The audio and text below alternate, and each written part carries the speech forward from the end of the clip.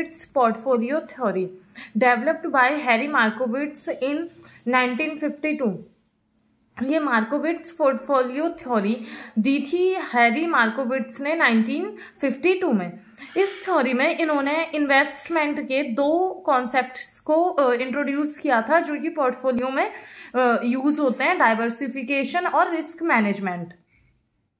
अब इसके कुछ अजम्पशंस हैं। इसका फर्स्ट अजम्पशन है इन्वेस्टर्स आर रिस्क एवर्स। इसका मतलब क्या होता है कि इन्वेस्टर्स जो होते हैं वो रिजिड टाइप के होते हैं कि वो जो रिस्क है उसे लेना नहीं चाहते, मतलब वो चाहते हैं कि कम से कम रिस्क हो और ज्यादा से ज्यादा प्रॉफिट हो। बट ऐसा नहीं होता, बहुत सारे इन्वेस्टर ऐसे होते हैं जो कि रिस्क लेना चाहते हैं।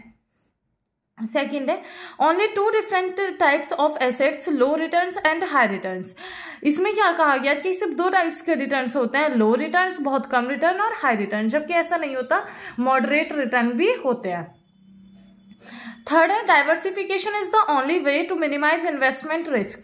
इन्होंने कहा कि सिर्फ डाइवर्सिफिकेशन ही एक ऐसा तरीका है जिससे कि हम इन्वेस्टमेंट के रिस्क को कम कर सकते हैं, जबकि ये सही नहीं है। बहुत सारे और भी तरीके हैं जिसकी वजह से हम इन्वेस्टमेंट रिस्क को कम कर सकते हैं। उसके बाद बेनिफिट्स, इस पोर्टफोलियो थ्योरी में क्या क्या बेनिफिट्स हैं? रिस्क रिडक्शन, इसमें हम डाइवर्सिफिकेशन को यूज करके पोर्टफोलियो के रिस्क को कम कर सकते हैं। सेकंड है इम्प्रूव्ड रिटर्न्स, इसमें हम अगर सही से पोर्टफोलियो बनाएं तो हमें ज्यादा से ज्यादा रिटर्न्स मिल सकता है और दिए हुए लेवल ऑफ रिस्क पर, मतलब जितना रिस्क हमें दे रखा उसी में हम ज्यादा से ज्यादा रिटर्न्स ले सकते हैं।